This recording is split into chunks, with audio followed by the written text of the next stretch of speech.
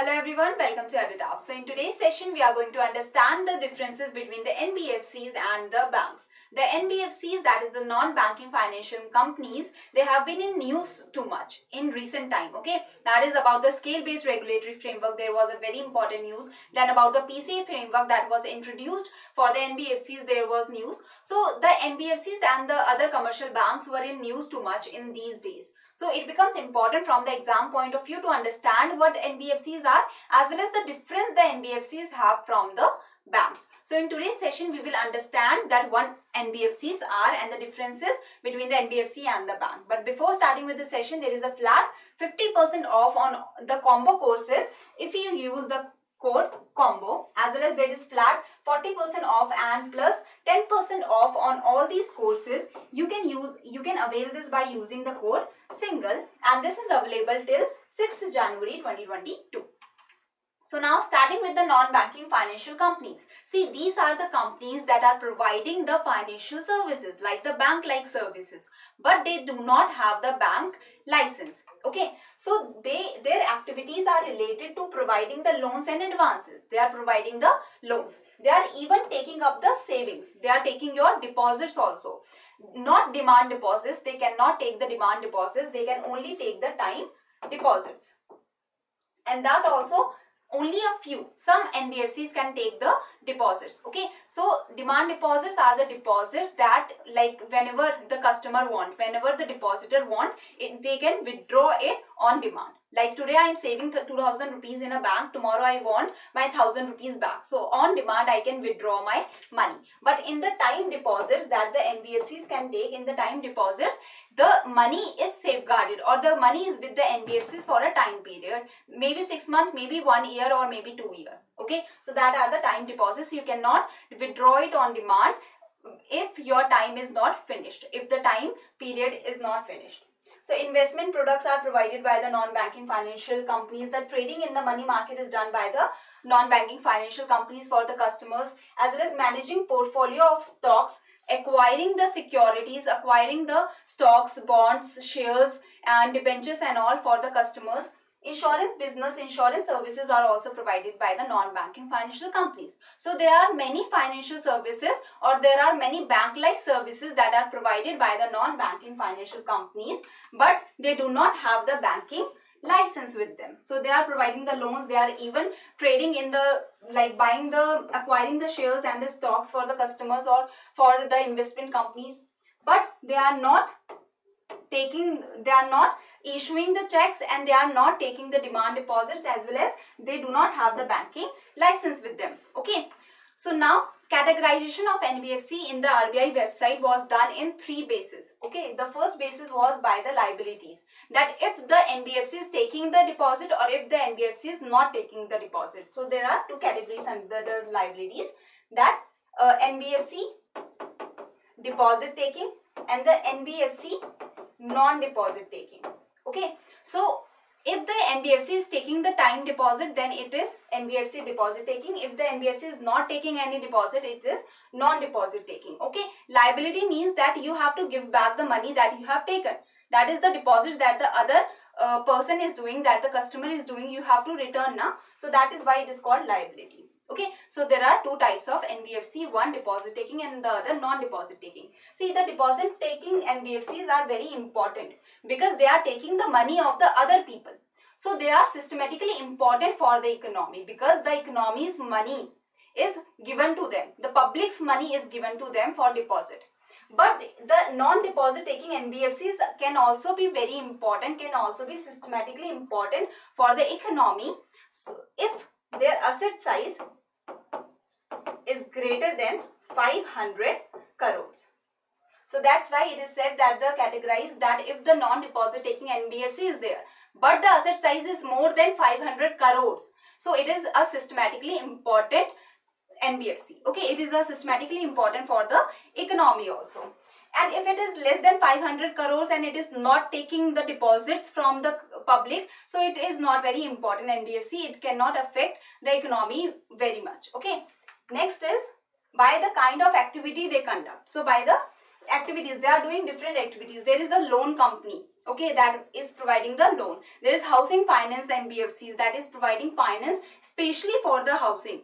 There is asset finance companies that are providing finance for especially for the assets. There is investment companies, core investment companies that are acquiring the securities and all for the customers. So there are different categories or different activities that we can categorize the NBFC into. Next is, now we can see the differences between the NBFC and the bank. If you have understood the NBFCs, the basics of the NBFC. So NBFCs provide banking services to people without holding the bank license. So they are providing the financial services, banking services, but they do not have the banking license. Next is bank.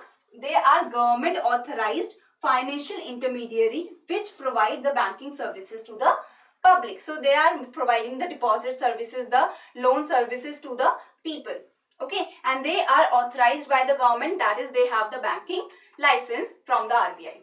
So Companies Act of 1956, the NBFCs are registered under this act, okay, and the banks are registered under the Banking Regulation Act of 1949.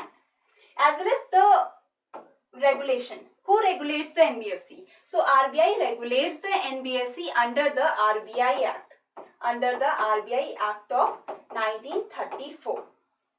And the banks are regulated by the RBI under the Banking Regulation Act of 1949 only. So it is registered, it is incorporated, as well as it is regulated under this act only. See, it is always that the RBI is regulating the NBFC. It is not always that the RBI is regulating the NBFCs, because there are some companies that is regulated by the SEBI or the IRDAI. That is, Securities and Exchange Board of India is regulating the venture capital fund companies, that are the NBFCs, and the merchant banks, that are the NBFCs.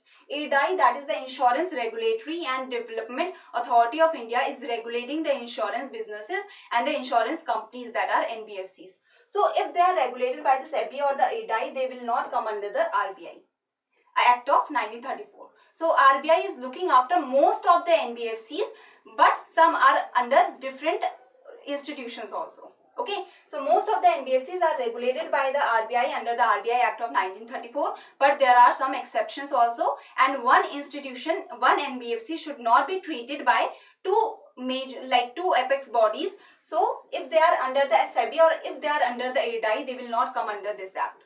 Okay. Next is, demand deposits cannot be accepted by the NBFCs. That I told you, they can accept the term deposits, but the NBFCs cannot accept the demand deposits. That we can withdraw on demand. Demand deposits, of course, any kind of deposit is accepted by the bank. RD is there, like that is also a time deposit. So time deposits, demand deposits, they are accepted by the banks. The deposit insurance facility is unavailable to the depositors of NBFC by the DICGC. See, there is a deposit insurance facility that is provided by the RBI's subsidiary. This is the RBI's subsidiary. Okay, that is under the RBI. So this is Deposit Insurance and Credit Guarantee Corporation, that is a subsidiary of RBI. So RBI is providing you a deposit insurance facility, that if I am a person and I am depositing in a bank, I should be sure now that my money, even if the bank went insolvent, even if the bank closes down, then also I will get my money back. Then also at least I will get some percentage of my money back. So that is the deposit insurance facility that is given by the RBI, and that is only in the case of the banks. That is, the RBI is saying that I am regulating the banks, that the banks are licensed under me, under the government. So I will provide the deposit insurance facility for the banks only, that if you are depositing your money in the bank and the bank went down, if the bank closes down, then also your deposit is insured and the RBI will be paying back some of the percentage or all of the money if it is less than 5 lakh. So the deposit insurance facility is allowed to the depositors of the banks by Deposit Insurance Credit Guarantee Corporation. It is unavailable to the depositors of the NBFCs. Why it is unavailable for the NBFCs? Because they are not registered under the RBI. They are not provided with the bank license. Okay. Next is, the NBFCs do not form a part of the payment and settlement system. See, they are not taking the demand deposits. So they are also not issuing the checks. So if they are not issuing the checks, they are also not coming under the payment and settlement system, because how they will settle the payment when the money is fixed. Okay, so that is that I want to give 100 rupees to the other person. How will I be able to pay? Okay, my money is saved there for 6 months. It is not like I am depositing my money for the demand deposit and I can demand that withdraw my 100 rupees. I have to give the other person the 100 rupees, or I am writing you a check of 100 rupees, so give that person the 100 rupees. So that is, the NBFCs are not taking the demand deposits and they are not under the payment and settlement system. They cannot even issue the check. So the banks are an integral part of the payments and settlement system, because they are the ones that are issuing the checks, that are taking the demand deposits. Whenever I demand that withdraw my this much money, they have to withdraw. Whenever I demand that give this much amount of my money to the other person, they have to do it. Okay, so it is under the payments and settlement system that the banks have to do. Next is the foreign investment is allowed up to 100% under the NBFCs, in the NBFCs, but in the banks, the Banking Regulation Act limits the foreign direct investment in the private banks up to 74% through the automatic route. Okay, and here through the automatic route it is 100%. So I hope you have understood the differences between the NBFCs and the banks, and the basic of the NBFCs, that what NBFCs are. They are just providing the services like the banks, but they do not have the banking license and they are not taking the demand deposits, because if they take the demand deposits and they go down, it will be very troublesome. There are NBFCs that are deposit taking. Okay, they are taking the deposit, but they are only taking the term deposit, as well as if they are taking the deposits, they have to get the permission from the RBI. They should be very specialized NBFCs. They should be very good NBFCs. Then only the RBI allows them to take the deposits from the people. That also term deposits only. Okay. So there is a practice question. Then the NBFCs in India are registered under which of the following act? We are talking about the registered and not regulated. So these are the people that have given the right answer of the previous session. So it was Abhinav, Amartya, Timothy, Hansa, Yash, Neenan, Sandeep, Ankit and IT that have given the right answer of the previous session question. So see, here the treasury bills is a financial instrument and it is a government security that can be issued by the RBI for managing short-term funding requirements. Okay, government securities are issued by the RBI if the government asks. Okay, so it is issued by the RBI and the RBI also auctions it.